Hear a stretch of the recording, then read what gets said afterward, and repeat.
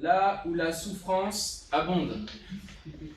Notre monde est en proie à de nombreuses souffrances, il fume, comme sur cette image, et parce que le feu monte de plus en plus, c'est pas qu'une question de climat, de changement climatique, il y a un changement climatique spirituel de plus en plus fort.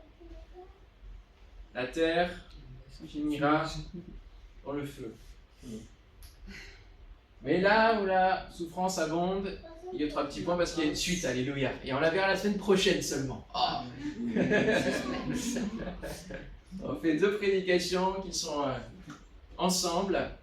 Première partie, là où la souffrance abonde. On connaît ce verset, ce principe de Romains 5:20 qui dit « Là où le péché a abondé, la grâce a surabondé. » Alléluia.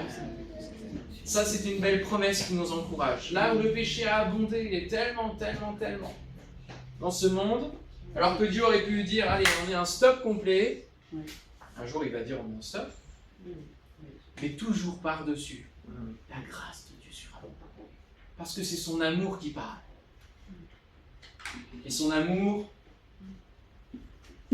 amène le salut, amène une volonté de nous sauver. Saviez-vous qu'il y a d'autres éléments qui abondent dans nos vies, comme la souffrance? Vous le saviez sûrement, hein? Mais il y a aussi d'autres choses qui vont venir surabonder, et on va le voir ensemble. Ce matin, Dieu veut vous encourager. C'est véritablement la chose que j'ai reçue, c'est vous encourager, à l'instar de ce verset d'Acte 14. Vous pouvez venir avec moi, on va aller dans Acte chapitre 14, verset 21. Ce verset qui m'a bousculé, a fait que j'ai dû m'arrêter sur ce verset-là dans la lecture journalière. Hein. Acte 14, versets 21 et 22, les apôtres parcourent différentes villes avec différentes expériences plus ou moins drôles, on va dire. Et quand ils eurent évangélisé cette ville et fait un certain nombre de disciples, ils retournèrent à Lystre, à Icône et à Antioche, fortifiant l'esprit des disciples, parce que dans ces villes, il y avait eu une zizanie mise en place par les Juifs qui poursuivaient en fait les apôtres de ville en ville pour démonter leur travail. Et alors la foule, on sait qu'elle est versatile, elle basculait d'un bord puis de l'autre, etc. Et donc les disciples qui tiennent bon ont besoin d'être fortifiés. Ils sont fragiles, ils sont tout neufs, hein, ils ont besoin d'être fortifiés, donc ils repassent dans chaque ville, fortifiant l'esprit des disciples, les exhortant à persévérer dans la foi, et disant que c'est par beaucoup de tribulations qu'il nous faut entrer dans le royaume de Dieu. Ce qui confirme que ça devait se poursuivre dans ces villes, un petit peu la persécution des Juifs, ou en tout cas des éminences, comme les pharisiens, sadducéens et d'autres, pour saper tout germe de l'évangile. Bon, comment peut-on être fortifié en nous disant que beaucoup de tribulations sont encore devant nous? C'est un peu difficile, hein? Paradoxal, oui. Fortifiez-vous, il y a encore pas mal d'embûches, mais fortifiez-vous. Alors il est important ce matin de définir de quelle souffrance on parle. Parce qu'il y a de multiples souffrances. Et dans la Bible, il y a minimum 7 ou 8 mots différents en hébreu et en grec qui évoquent la souffrance. C'est dire la multiplicité des facettes de la souffrance. Il y a des souffrances utiles et des souffrances inutiles. Cela va dépendre un peu du contexte dans lequel on se trouve et de nos objectifs de vie. L'important, ça va être d'avoir un sens à ces souffrances. Si on a, par exemple, pour objectif de modifier l'esthétique de notre corps, enfin, quelque chose qui nous concerne tous parce que tous, plus ou moins, on a regardé notre corps un jour et on a peut-être souhaité des changements. Eh bien, nous devons souffrir pour cela, pour modifier notre corps. Et on a 2 solutions. Soit on se met à courir et puis on se met à faire des efforts utiles, des efforts qui vont nous maintenir en bonne santé. Parce que Dieu nous appelle aussi à entretenir notre corps, c'est biblique, il n'y a pas de problème là-dessus. Soit on va recourir à la chirurgie esthétique. Et là, moi j'appelle ça une souffrance inutile, parce qu'elle n'agit que sur la façade, le paraître. Et même si ça peut faire un bien, voilà, il y a aussi des chirurgies esthétiques, enfin, des bypass, etc. Mais il y a des souffrances utiles et des souffrances qui sont plus futiles, inutiles, voyez. Il y a des souffrances que nous endurons et auxquelles nous nous sommes habitués parce qu'on ne sait pas qu'on peut ne plus souffrir. Et que la solution est juste à côté de nous. Mais on ne le sait pas, on ne l'a pas intégré. Et ça m'a ramené à une de mes années de maternelle, où j'étais dans la cour de récréation, j'étais debout là, et puis plusieurs autres soulevaient un banc et le faisaient tomber. Et ça tombait où? Sur mon gros orteil de pied. Et je ne bougeais pas. Je pleurais, je souffrais, j'avais mal, mais je ne bougeais pas. Alors que la solution aurait été de me décaler ou de partir ailleurs. Mais voilà, dans ma torpeur, dans ma jeunesse, je ne sais pas ce qui se passait en moi pour que je ne bouge pas. Mais quelque part, on est comme ça, même adulte et spirituel. On peut avoir des souffrances, on se laisse matraquer par d'autres, et on ne sait pas qu'on peut bouger. Parfois, on a une relation toxique avec quelqu'un, et en même temps, c'est tellement difficile d'en sortir, et c'est tellement intriqué, etc. Mais en même temps, ça nous fait souffrir, donc on s'y habitue, alors qu'on aurait la possibilité de sortir, de couper le lien. Ce serait la solution la plus simple, mais c'est pas si facile que cela. Parfois, la prière ne fonctionne pas sur certaines souffrances. Je vous le dis, c'est important de vous le dire. Parfois, vous pouvez prier pour être délivré de certaines souffrances, et ça ne sert à rien. C'est pas la réponse que Dieu a donnée à l'apôtre Paul en disant ça, c'est ma grâce te suffit. Voilà, tu gardes ton écharde, tu gardes. On pensait qu'il était atteint au niveau des yeux, au niveau de la cécité. Il voyait de moins en moins bien. Non, c'est pas ça dont je parle. Un autre exemple. Plusieurs années, j'ai souffert du dos. Bon. Quand on est jeune, en général, on ne souffre quand même pas trop du dos. Ça peut arriver quand on fait des mauvais mouvements, etc. Mais on a quand même des ressources qui font que souffrir du dos tous les jours, il faut analyser le problème. Et moi, je m'étais habitué à avoir mal au dos quand je me réveille le matin, à avoir une barre dans le dos et être complètement raide en me réveillant. Ça a duré plusieurs années, jusqu'à ce que je me dise, mais au fait, j'ai posé les regards sur mon matelas. Le matelas était épais comme ça, et il était usé depuis avant que je l'utilise moi, puisque c'était un matelas qui était prêté dans ma chambre où je dormais dans l'église. Je pouvais prier pour mon mal de dos, mais ça ne servait strictement à rien. Il fallait juste que je change de matelas. Et parfois, on va spiritualiser des souffrances qui sont bêtes et simples, où il faut simplement agir de manière très pratique, très concrète. J'ai changé mon matelas, j'ai plus mal au dos. Vous voyez? Ah oui. J'ai changé mon matelas. Alors des fois, on garde quelques douleurs, c'est vrai. Et en fait, moi, je suis un peu plus douillé maintenant que ce que je l'étais avant, à cause de cette souffrance-là à laquelle je m'étais habitué. Mais forcément, un matelas épais comme ça, et, enfin voilà, il y avait un contexte qui faisait que je souffrais, mais je souffrais pour rien, en fait. Il y a d'autres souffrances où on peut prier. Alléluia. Et des souffrances physiques aussi, je ne dis pas que toutes les souffrances physiques ont une solution pratique, matérielle, enfin, de ce monde. Hein. Quand j'avais le syndrome de l'intestin irritable, à un moment donné, j'en ai eu marre d'avoir mal. Je m'étais habitué. Ce coup-ci, je m'étais dit, c'est un peu comme l'écharpe de Paul, je pense que ça va rester. Je m'étais fait à l'idée que ça allait rester une écharpe pour moi et que j'allais vivre avec ça toute ma vie. Ça allait me garder dans l'humilité. Enfin, vous savez, on a plein de choses qui passent en termes de pensée. Parfois, l'ennemi essaie de nous donner des excuses très spirituelles pour garder nos souffrances. Et à un moment donné, j'en ai eu marre d'en avoir marre quelque part. C'est un peu au bout du bout, vous voyez. Et alors que les premières douleurs commençaient à venir, j'ai dit maintenant au nom de Jésus. C'est par les meurtrissures que nous sommes guéris. Par ces meurtrissures. Je suis guéri maintenant au nom de Jésus. Les douleurs sont arrêtées instantanément. Instantanément, il n'y a plus rien. Donc il y en a, les souffrances, c'est un combat spirituel. parce que Dieu veut manifester sa gloire, parce qu'il veut guérir, alléluia. Hein, dans la parole de Dieu, il y a une histoire comme cela. Elle dit, c'est pas parce qu'il a péché, c'est pas... Non, c'est parce que Dieu voulait juste manifester sa gloire. Et parfois on se pose la question, Seigneur, pourquoi je suis aveugle, hein? Pourquoi j'ai telle souffrance, pourquoi j'ai ça, pourquoi j'endure ça? Parfois c'est juste pour manifester sa gloire.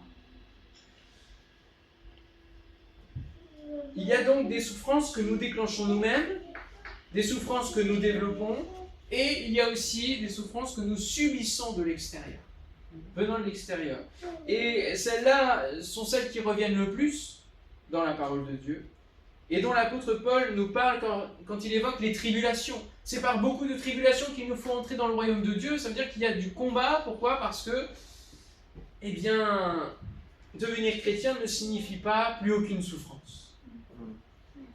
C'est malheureusement un peu le message trompeur qui a été annoncé pendant plusieurs années, ou en tout cas un message incomplet, où on amenait les promesses divines, en ne prévenant pas qu'il y avait aussi un lot de souffrance. Venez à Christ, tout s'arrangera. C'est vrai qu'il y a une œuvre de transformation. C'est vrai qu'il y a des choses que Dieu fait dans les débuts de notre jeunesse chrétienne parce que on a besoin de voir Dieu à l'œuvre, on a besoin de croire, de voir notre foi se fortifier. Et au fur et à mesure du temps, et même dès le début, il y a du combat. Il y a un combat parce que nous entrons dans un jeu d'opposition. Et l'apôtre Paul dira, nous sommes pressés de toute manière, mais non réduits à l'extrémité. Dans la détresse, mais non dans le désespoir. Persécutés, mais non abandonnés. Abattus, mais non perdus. Portant toujours avec nous dans notre corps la mort de Jésus, afin que la vie de Jésus soit aussi manifestée dans notre corps. 2 Corinthiens 4, versets 8 et 9. Il y a peut-être même parfois plus de souffrances qu'avant de devenir chrétien. Mais elles sont définissables dans leur sens. Il y a un sens à ces souffrances. Pourquoi les souffrances abondent-elles? Parce qu'il y a ce jeu d'opposition. Satan est opposé à Christ. Donc, Satan va être opposé à celui en qui l'Esprit de Christ habite et réside. Les ténèbres sont opposées à la lumière. La mort est opposée à la vie. Le monde est opposé au royaume divin. La chair est opposée à l'esprit pour que nous ne fassions pas ce que nous voudrions. Ce combat, c'est celui de la foi. Nous nous y livrons chaque jour et nous nous armons des armes de Dieu que nous avons vues l'autre jour, qui se trouve dans Éphésiens chapitre 6, pour tenir ferme. Ça, c'est le but du chrétien, tenir ferme. Et c'est en Dieu que nous trouvons notre paix. C'est pour ça que l'apôtre Paul peut dire, nous sommes pressés, oui, nous sommes abattus. Il faut une réalité, il faut annoncer les choses clairement. Et Jésus ne les a pas cachées. Mais nous ne sommes pas à l'extrémité, c'est-à-dire nous ne sombrons pas. Nous pouvons être pressés, pris de tous les côtés, malmenés par l'ennemi, mais nous ne cédons pas.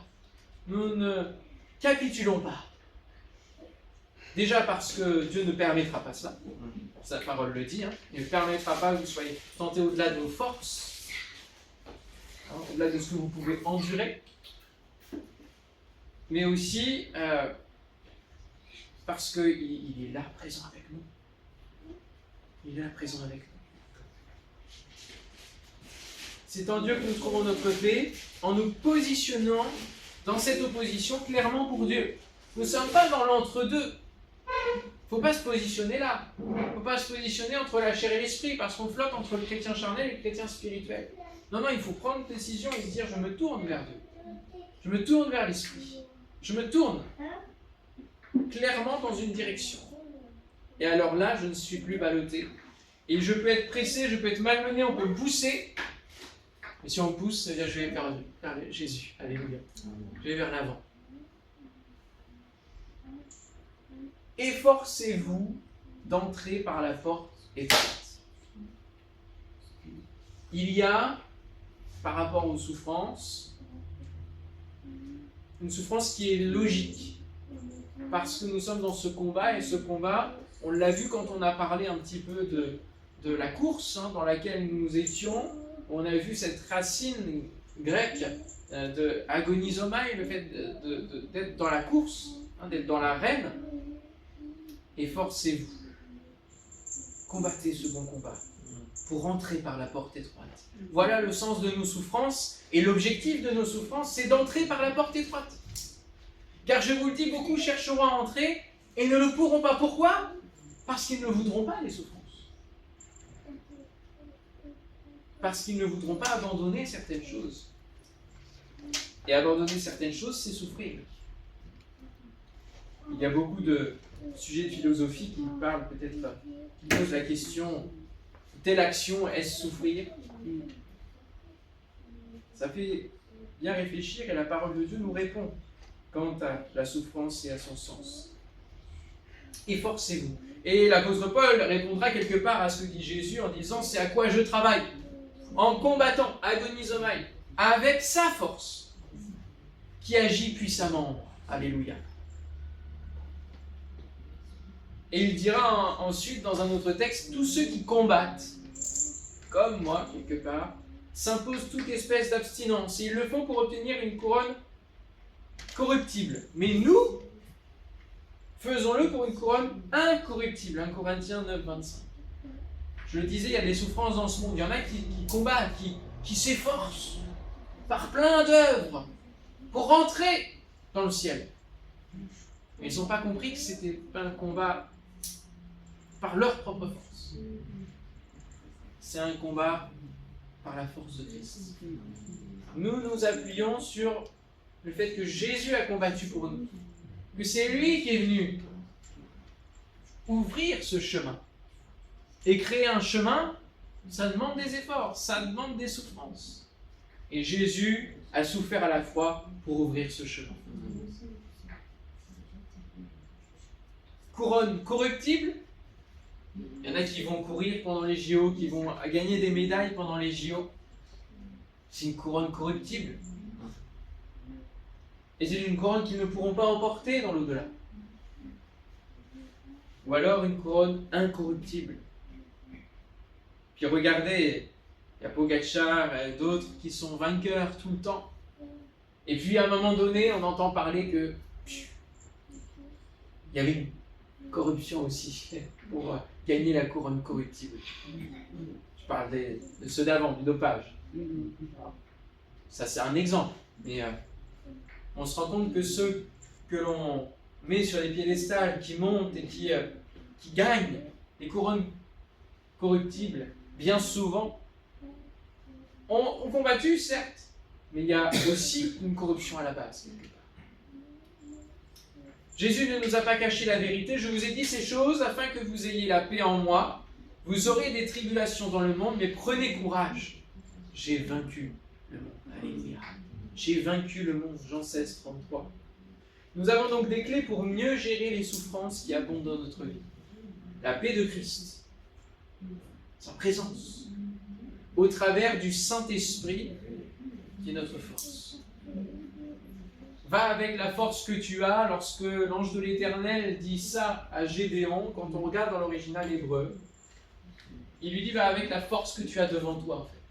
C'est-à-dire avec la force de l'ange de l'Éternel. Va avec ma force. C'est un peu une autre manière contournée de dire les choses, mais va avec la force que tu es, c'est va avec la force de Dieu. Et on sait qui est l'ange de l'Éternel, qu'il représente. Donc nous n'avons plus à gérer nos souffrances par nous-mêmes, mais nous avons à gérer nos souffrances. On ne va pas dire qu'elles vont disparaître comme ça, tout d'un coup, parce que tout dépend du projet de Dieu et sa volonté, mais nous avons à les gérer en nous appuyant sur sa paix, en nous appuyant sur sa force, en comptant sur son secours et sur sa parole qui nous dit que nous allons pouvoir endurer ça. Alléluia. Et ce n'est pas une option, parce que sinon on va vouloir gérer par nous-mêmes. Et on va s'épuiser. Et surtout, quand on commence à gérer les souffrances par nous-mêmes, on perd le sens de ces souffrances-là. Et c'est là qu'on sombre. C'est là que l'ennemi vient nous achever.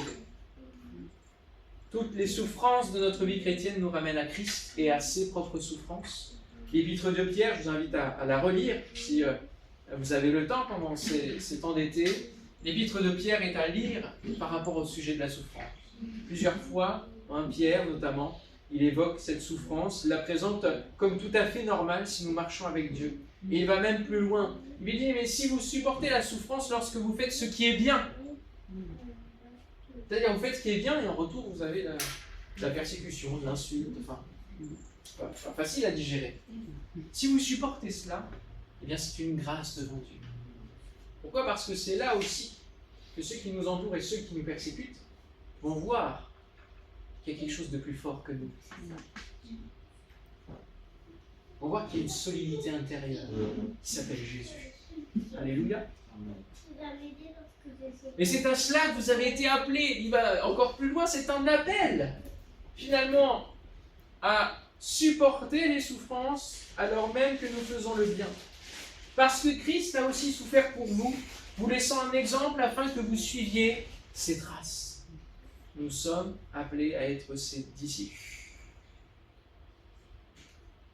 1 Pierre 2, versets 20 et 21. Et cela rejoint l'état d'esprit des apôtres et de leur ministère pour Christ, une fois que Jésus est monté au ciel. Puisque dès les débuts de l'Église, les apôtres vont être saisis, jugés, interdits de parler du nom du Seigneur, fouettés, malmenés. Et dans Acte 5, versets 41 et 42, il est dit « Les apôtres se retirèrent de devant le Sanhédrin, joyeux d'avoir été jugés dignes de subir des outrages pour le nom de Jésus. » Et chaque jour dans le temple et dans les maisons, il ne cessait d'enseigner et d'annoncer la bonne nouvelle de Jésus-Christ. Alléluia. Pourquoi avait-il cette assurance-là ? Parce qu'il savait pourquoi il souffrait. Parce qu'il savait que Christ était ressuscité, que ça, personne ne pourrait leur enlever de la tête. Parce qu'il l'avait vu. Il savait que Jésus était le Messie. Personne ne pouvait leur enlever leur foi, leur conviction, leur témoignage.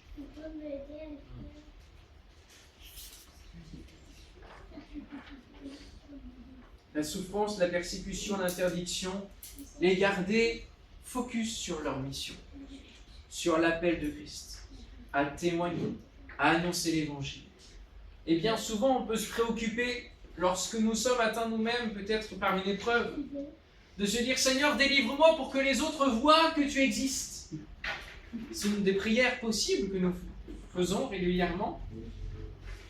Ou lorsque quelqu'un, pareil, nous partage une souffrance qu'il a et qui ne connaît pas Dieu et qu'on dit « Est-ce que tu permets que je prie pour toi ?» Alors on rentre chez nous, on prie, on dit « Seigneur, maintenant tu fais la chose, hein, parce que quoi ? Parce que ma parole est en jeu ? Parce que ma réputation chrétienne est en jeu ? »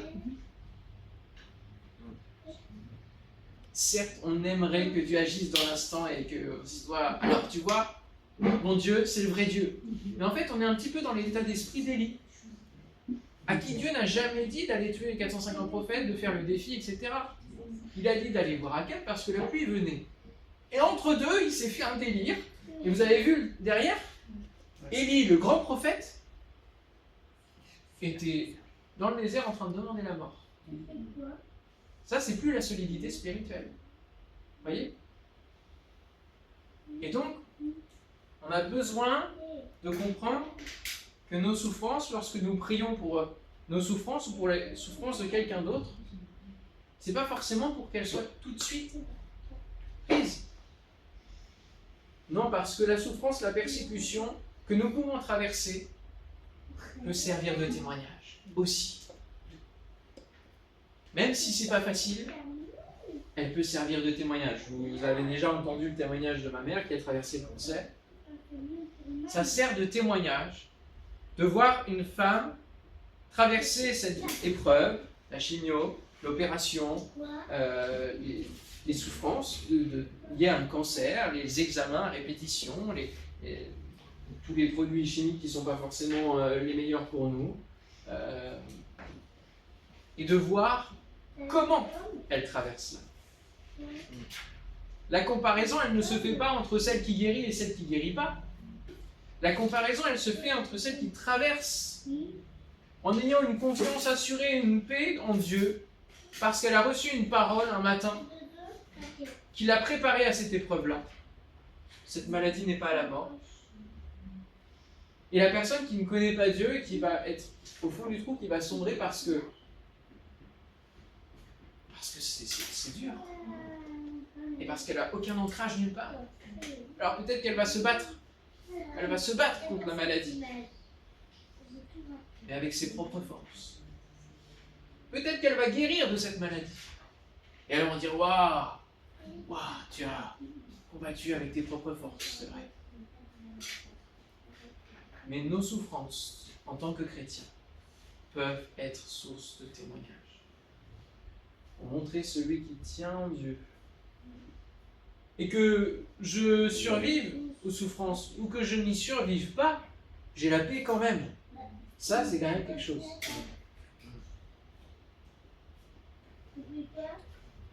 À quoi sert notre souffrance? Philippiens chapitre 3, versets 10 et 11 nous dit afin de connaître Christ et la puissance de sa résurrection et la communion de ses souffrances en devenant conforme à lui dans sa mort pour parvenir, si je puis, à la résurrection d'entre les morts. Connaître Christ. Sans souffrance, il n'y a pas de consolation. Pas de victoire sans combat, pas de royaume divin sans porte étroite. On va aller voir quelques images qui vont nous aider à comprendre le sens de nos souffrances. La porte étroite. Entrez par la porte étroite, car large est la porte, spacieux est le chemin qui mène à la perdition, et il y en a beaucoup qui entrent par là. Cette porte étroite va nous aider dans nos souffrances qui sont liées à nos passions, qui nous déchirent, à nos tentations qui sont sous notre nez. Jésus va dire à ses disciples, après que le jeune homme riche soit venu le voir, qu'il soit reparti tout triste, parce qu'il ne pouvait pas abandonner ses biens.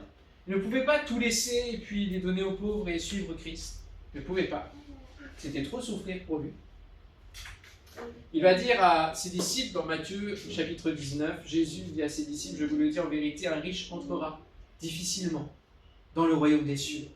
Je vous le dis encore, il est plus facile à un chameau de passer par le trou d'une aiguille. Alors vous trouverez l'aiguille que vous voulez dans les interprétations.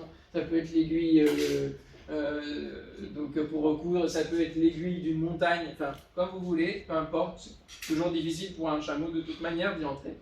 Mais il sera plus facile à un chameau de passer par le trou d'une aiguille qu'à un riche d'entrer dans le royaume de Dieu. Et comprenons surtout cette leçon. Les disciples ayant entendu cela furent très étonnés et dirent « Qui peut donc être sauvé ?» Qui peut être sauvé? Parce qu'en fait, c'est impossible. Jésus les regarda et leur dit, aux hommes, cela est impossible, mais à Dieu, tout est possible. Encore une fois, c'est sur Dieu que les choses se basent. Et pas sur nous. La porte étroite nous aide à nous débarrasser de nos idoles. Parce que la porte, c'est Jésus-Christ. Et donc, si on passe par la porte avec d'autres personnes, d'autres idoles, ça va pas. On ne peut pas. C'est comme si nous avions un grand sac ou un joug, peu importe, quelque chose qui est sur nous, qui nous dépasse. Et on ne peut pas passer par la porte. On ne peut pas. Il faut se débarrasser de nos passions débordantes. Et c'est un sacrifice que nous devons faire au quotidien. Et qui est différent pour chacun dans les domaines de passion que nous pouvons avoir. Il y a des passions qui sont débordantes et qui prennent la place du divin. Je n'ai pas contre qu'on ait des hobbies, qu'on ait des choses qu'on aime plus que d'autres. Mais attention à la limite que nous accordons en termes d'adoration. Voyez, si ça devient un objet d'adoration, ça nous amène à sacrifier du divin pour satisfaire la passion. Alerte rouge. Alerte rouge. Il faut réguler tout cela parce que nous n'irons pas avec nos idoles au ciel. C'est dur également de ne pas céder à la tentation. Et plus nous allons nous positionner, comme je le disais tout à l'heure, vers Christ, moins nous aurons notre vue sur les tentations. C'est lorsque la femme de Lot s'est retournée sur la tentation qu'elle s'est figée. Tant qu'elle regardait par là, elle était sauvée. Au moment même, à l'instant où elle a commencé à se retourner, c'était fini. La porte étroite. Le chemin resserré dans la foulée. Mais étroite est la porte resserrée, le chemin qui mène à la vie, et il y en a peu qui les trouvent. Matthieu 7, 14. Le mot resserré ici est le même mot que le mot tribulation que Paul emploie au premier verset. C'est par beaucoup de tribulations qu'il vous faut entrer dans le royaume. Ah oui, c'est normal, parce que si la porte est étroite, donc s'il y a des tribulations, le chemin est resserré, tout est étroit en fait. Hein. Voilà. Mais il y a un chemin.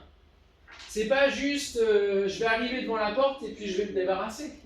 Et non, la vie chrétienne, ce serait trop simple comme ça. C'est-à-dire que je peux faire n'importe quoi, puis au jour où je suis rappelé dans Dieu, eh bien, je me débarrasse et puis je vais au ciel. Non, non, c'est un chemin préalable. Avant la porte étroite, il y a le chemin qui va avec, et qui est aussi resserré.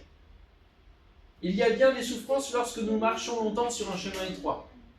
Je n'ai pas encore fait forcément l'expérience, mais Simone qui fait de la randonnée pourrait nous dire un peu plus les souffrances qui sont liées à un parcours de marche. Et encore plus dans un chemin escarpé, voire presque où il faut se mettre dans un autre sens, sans pas chasser. Ça amène des souffrances corporelles, parfois même mentales lorsqu'il dure longtemps.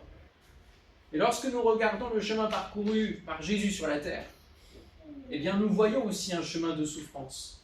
Un chemin où il ne possédait rien, là on revient sur la porte. Un chemin où il a marché au milieu des accusations, il a fini au milieu des insultes, des insultes et des crachats. Il a eu des acclamations aussi, mais il a fini sur la Via Dolorosa, sur un chemin bordé d'une foule qu'il insultait. Et lui portant une lourde croix. Certes, on l'a soulagé sur ce chemin, mais le mot croix et le mot étroit ont la même racine. Istémie, qui signifie tenir, subsister, placer. Alors, sur le chemin de votre vie chrétienne, de votre foi, que placez-vous? Que tenez-vous dans vos mains? Est-ce que vous subsistez sur ce parcours d'endurance? Jésus dira dans Luc 14, 27, « Quiconque ne porte pas sa croix et ne me suit pas ne peut être mon disciple. » Il y a une part de souffrance, il y a une part de sacrifice. Si le chemin est resserré, c'est qu'il n'est pas large, c'est tout. Et si on est sur un chemin trop large, on est trop... il y a trop de bonnes choses quelque part, et il faut faire attention à ce qu'on ne soit pas égaré. Je ne dis pas que la vie chrétienne est une vie où on n'a pas le droit d'être joyeux. Je ne dis pas que la vie chrétienne se résume à un chemin de souffrance. On est d'accord. Dieu nous accorde de bonnes choses. On va le voir la semaine prochaine, il y a de la consolation. Et ce n'est pas juste pour le ciel, c'est aussi pour ici. On peut avoir de la consolation et il y a d'énormes promesses de la part de Dieu. Et là, on est sur la partie où on veut être conscient et où le Seigneur nous dit « Attends, il y a de la souffrance. » Et puis après, j'amène ma consolation. Quiconque ne se tient pas en Christ, ne reste pas attaché à la porte, ne peut être le disciple de Christ. Ceux qui me disent Seigneur, Seigneur n'entreront pas tous dans le royaume des cieux, mais celui-là seul qui fait la volonté de mon Père qui est dans les cieux. C'est pas le tout d'avoir un ministère hyper vu et hyper béni et hyper bénissant. Ça, c'est pas l'objectif que le Seigneur nous vise, même pour les pasteurs. C'est pas ça l'objectif. L'objectif, c'est de faire sa volonté. Et c'est pas si évident que ça de connaître sa volonté. Et il faut, pour cela, la rechercher au quotidien. Le Seigneur, ramène-moi à ton volonté. Tu sondes mon cœur, mes reins, tu vois mes pensées, tu vois mes envies. Et je sais que pour mon propre ministère, il y a des choses sur lesquelles il va falloir que je coupe parce que je fais des choses, oui, qui bénissent le Seigneur, qui sont pour le royaume. Mais est-ce que c'est sa volonté? Est-ce que c'est ce qu'il m'a demandé de faire? Bonne question. Peut-être que vous faites des choses pour le Seigneur, peut-être que vous avez déployé des moyens, peu importe. Est-ce que c'est ce que Dieu vous demande de faire? Peut-être que vous avez même transformé votre passion en vous disant, ça, une fois que je gagne de l'argent sur ça, sur cette passion-là, je le consacre au Seigneur. On peut avoir cette transformation de pensée-là aussi. De se dire, je vais même en faire mon travail de cette passion-là. Attention. Qu'est-ce que Dieu te demande de faire? Dans les plus petites choses, dans les plus grandes choses. Qu'est-ce que Dieu te demande de vivre dans ta vie professionnelle, dans tes choix amicaux, dans ta vie sentimentale? Es-tu au cœur de la volonté de ton Père? Si oui, le ciel est ouvert. Sinon, on voit bien qu'il y a quand même un petit souci. Faire sa volonté engendre de potentielles souffrances, mais nous permet de rester sur le chemin du royaume. C'est ici souffrir dans notre chair parce que nous obéissons à ce que Dieu nous demande de faire, et ce n'est pas toujours agréable de faire ce que Dieu nous demande de faire. Regardez Jonas. Je pense que c'était pas agréable pour qu'il parte comme ça. Pour lui, c'était une vraie souffrance que d'aller parler aux Ninivites. Pourquoi? Parce que, bon, on imagine, il y a plusieurs imaginations, mais on peut penser qu'il avait un compte à régler avec les Ninivites. Peut-être qu'il avait vécu quelque chose dans sa famille qui est lié à cette peuplade-là, et que pour lui, c'était impossible d'aller parler du Seigneur et parler voilà, et de se dire que Dieu allait pardonner. Puisqu'il dira bien à la fin du livre, je savais que tu étais lent à la colère, que tu étais compatissant, je savais bien comment ça allait finir. Et je ne voulais pas que ça finisse comme ça, en fait, c'est ça qu'il dit. Donc, c'est que c'était une souffrance pour lui que de répondre à ce que Dieu lui avait demandé de faire. Et parfois, Dieu nous envoie vers des personnes où c'est une souffrance. Parce qu'on ne veut pas. Mais Dieu nous demande d'y aller. Un ennemi, etc. Et d'ailleurs, ça ramène un petit peu à un texte fondateur des évangiles qui s'appelle le sermon sur la montagne, où Jésus nous dit, je dis, vous avez appris que, mais moi je vais renforcer la chose, hein.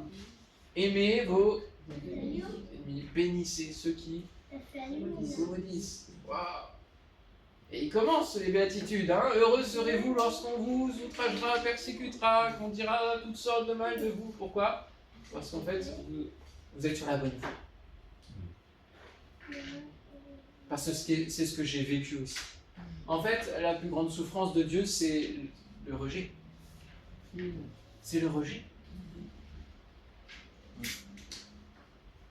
Et finalement, si le monde nous rejette, si le monde nous hait, Jésus dira, c'est tout à fait logique, parce qu'ils l'ont fait avec moi, en fait. Ils l'ont fait avec les prophètes. Donc si nous ne sommes pas bien vus du monde, ce n'est pas grave, c'est même bon signe.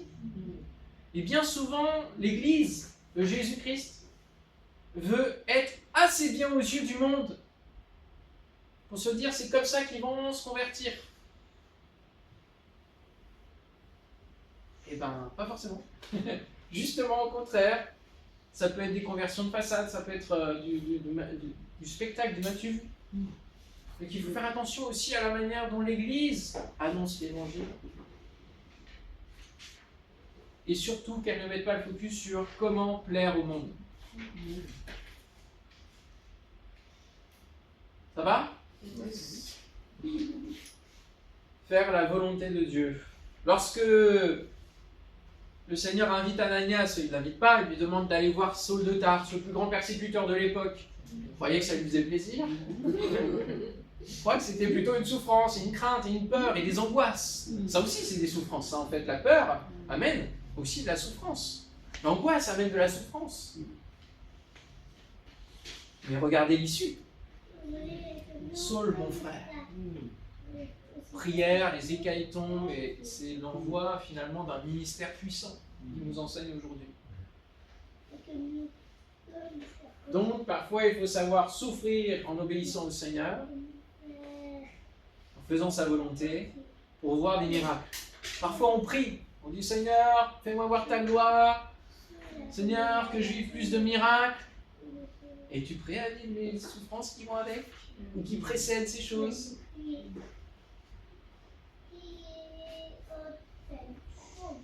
Regardez Moïse, il a souffert avec le peuple. Hein.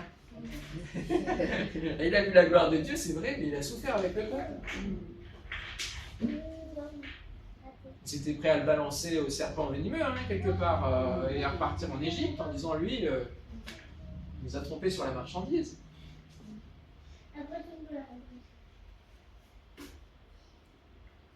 quand il faut pardonner, quand il faut aimer notre ennemi, quand il faut chercher la sanctification, toutes ces choses sont des souffrances. Parce que notre chair est là, elle parle, donc il faut la faire taire. La faire taire, c'est souffrir. Faire la volonté de Dieu, et c'est pour cela que l'amour de Dieu est là. Et l'Esprit Saint fait couler l'amour de Dieu dans notre cœur pour que nous fassions les choses non pas dans le « il faut que », mais que nous puissions souffrir avec amour, disant Seigneur, c'est parce que je t'aime que je souffre. Et là aussi, on retrouve le sens de la souffrance. Et quand on pense à une relation de couple, parfois, c'est parce qu'on aime la personne qu'on souffre de compromis, de concessions et de choses. Parce qu'on aime la personne et l'amour parle plus que la souffrance qui va avec, que le chemin de souffrance qui va avec. Faire sa volonté, c'est prendre le temps de l'écouter, sinon on ne peut pas connaître la volonté de Dieu, et d'obéir par la mise en pratique de sa parole. Hébreux 5 nous dit ainsi au cours de sa vie sur terre, Jésus, avec de grands cris et des larmes, a présenté des prières et des supplications à celui qui pouvait le sauver de la mort. Jusqu'à Gethsémane, c'était une souffrance aussi pour Jésus d'obéir à cette mission-là. Il a été volontaire, certes, mais il y a un prix qui a été là, avant même celui de la croix. Une souffrance d'angoisse, une agonie, disant Seigneur, délivre-moi de la mort, parce que le Fils de Dieu, qui a tout pouvoir, se réduire à cette condition-là et passer par la case mort, qui est quand même le fruit de la chute, quoi. C'est juste terrible. Et il a été exaucé à cause de sa soumission à Dieu. Bien qu'étant fils de Dieu, il a appris l'obéissance par les choses, par tout ce qu'il a souffert. Il a appris. La souffrance nous apprend à obéir au Seigneur. Et quand on prend les principes d'éducation, à un moment donné, quand l'enfant n'obéit pas, il faut infliger une correction, c'est une souffrance, qui va lui permettre d'apprendre à obéir. C'est une logique imparable. Et c'est parce qu'il a été ainsi amené à la perfection qu'il est devenu pour tous ceux qui lui obéissent l'auteur d'un salut éternel. Dernière image que j'aimerais employer, la grappe de raisin. Nous savons que Christ nous appelle à porter du fruit. Mais que devient le fruit après? Ah. C'est le raisin qui est pressé. Et voilà. La grappe de raisin, en effet, elle va être pressée. On peut la manger comme cela, c'est vrai, mais même en mangeant, les dents vont presser, voilà. Le fruit va être pressé. Il est souvent cueilli et écrasé pour faire du jus, du vin. C'est le cas de la grappe de raisin qui va pousser sur le sarment que nous sommes. Et chacun des raisins va être écrasé pour en extraire l'essentiel. Parce que l'important, c'est pas la peau. L'important, c'est l'intérieur, c'est le jus, c'est le sucre, c'est ce qu'il y a à l'intérieur. L'essentiel. Et de la même manière, des souffrances vont passer sur nous comme pour nous écraser. Des épreuves vont venir tester notre résistance. Des défis vont nous amener à extraire ce qu'il y a vraiment. Qu'en sort-il? Du bon ou du moins bon? Tout va se révéler à l'instar de la vie de Job, qui va être pressé, pressurisé par l'ennemi, bien allègrement, et duquel va ressortir un modèle, nous dit aussi l'un des apôtres, modèle de patience. Moi je rajouterais de fidélité. Même s'il a eu à se repentir parce que, bon, il a eu quelques paroles débordantes et s'est pris un peu, enfin, il s'est mis dans une position d'innocence quelque part devant Dieu, à l'égal de Dieu, alors qu'il fallait qu'il reconnaisse qu'il n'était juste qu'un homme. Mais modèle de patience dans l'épreuve, dans la pressurisation. La souffrance, qu'elle vienne de Satan ou de Dieu, va nous aider à travailler notre patience du prochain royaume. Va servir à nous dépouiller de tout ce qui nous empêche d'entrer par la porte. Va tester notre attachement à Dieu. La femme de Job n'a pas dit la même chose que Job. Hein. Devant l'épreuve, la pression, la souffrance, elle a dit « Ah, moi j'arrête nous dit Dieu Weber, hein, là c'est bon, hein. Stop aux souffrances. On ne sait pas ce qu'elle est devenue. Ou alors, je n'ai pas encore assez lu, mais on sait qu'il va retrouver ensuite femme, enfant, bien, bétail, etc. Au double même d'avant. La souffrance va garder notre attention spirituelle. Parce que sur un chemin resserré, on ne peut pas flâner comme ça, sans regarder les pieds, sans regarder les ravins, les parois rocheuses, les cailloux, tous les... Donc en fait, la souffrance va nous aider à rester éveillés spirituellement. Vous saviez ça avant de venir? La souffrance nous rappelle la dimension personnelle du salut. Parce que la porte étroite, il n'y en a qu'un qui passe à la fois. La souffrance nous permet de connaître Dieu, afin de connaître Christ, et de nous connaître réellement. Le fruit pressé pour voir ce qui en sort. En conclusion, eh bien là où la souffrance abonde, la consolation surabonde, et ce sera le titre du message de la semaine prochaine. Et on va lire le texte qui va nous encourager aussi. Dans 2 Corinthiens, un texte qui va faire pont. 2 Corinthiens, chapitre 1er, versets 3 à 7. 2 Corinthiens 1, versets 3 à 7. Béni soit Dieu, le Père de notre Seigneur Jésus-Christ, le Père des miséricordes et le Dieu de toute consolation, qui nous console dans toutes nos afflictions, afin que par la consolation, et le mot consolation c'est parakaleia, donc ça nous ramène au Saint-Esprit, parakletos, le consolateur, par la consolation dont nous sommes logés de la part de Dieu, nous puissions consoler ceux qui se trouvent dans quelque affliction. Voilà un des autres buts de la souffrance, c'est véritablement, au-delà du témoignage, aussi l'encouragement en disant « je suis passé par là ». Et quand on dit cette phrase « je te comprends », elle a un sens en fait. Parce que je suis aussi passé par là. Nous puissions donc consoler ceux qui se trouvent dans quelque affliction. Car de même que les souffrances de Christ abondent en nous, de même notre consolation abonde par Christ. Alléluia. Si nous sommes affligés, c'est pour votre consolation et pour votre salut. Si nous sommes consolés, c'est pour votre consolation, qui se réalise par la patience à supporter les mêmes souffrances que nous endurons.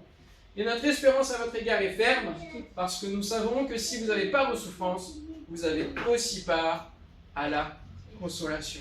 Alléluia. L'un ne va pas sans l'autre. Amen. Gloire à Dieu. On prie le Seigneur. Alléluia. Merci Seigneur. C'est pas facile de parler des souffrances, parce que nous savons qu'il y en a qui sont à venir. Et il y en a qui sont peut-être présentes. Mais Seigneur, nous voulons en parler parce que ta parole en parle et nous explique pourquoi elles existent, à quoi elles servent, quel est leur but, quel est leur sens. Et Seigneur, viens encore ouvrir nos yeux spirituels, viens nous donner, Seigneur, par ton esprit, d'ancrer ces choses dans nos vies, afin que les épreuves que nous rencontrons, Seigneur, puissent véritablement être gérées en toi, en nous appuyant sur toi, Seigneur. Au nom de Jésus. Seigneur, je te prie pour mes frères et sœurs qui peut-être sont partis sur un chemin de se battre avec leur souffrance, mais avec leur propre force.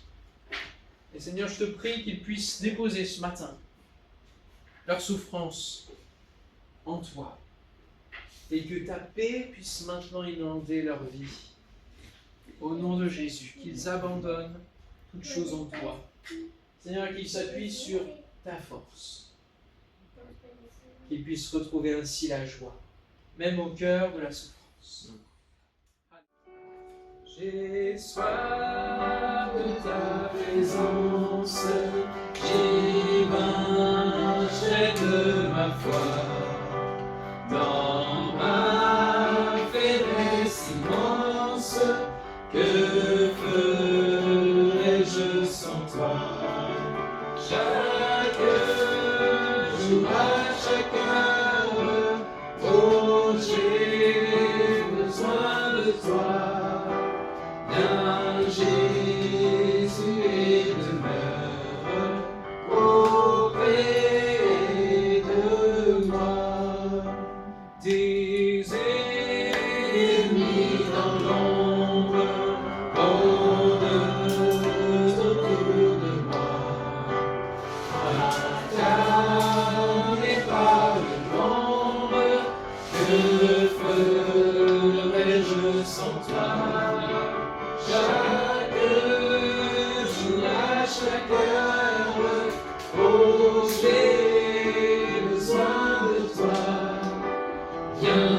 Jésus et demeure auprès de moi. Pendant les jours d'orage, d'obscurité, d'effroi, quand frémit mon courage, que ferai-je sans toi? Chaque jour, à chaque heure, oh, j'ai besoin de toi. Car Jésus est demeure auprès de moi. Oh Jésus, ta présence, c'est la vie et la paix dans la souffrance et la vie à jamais. À chaque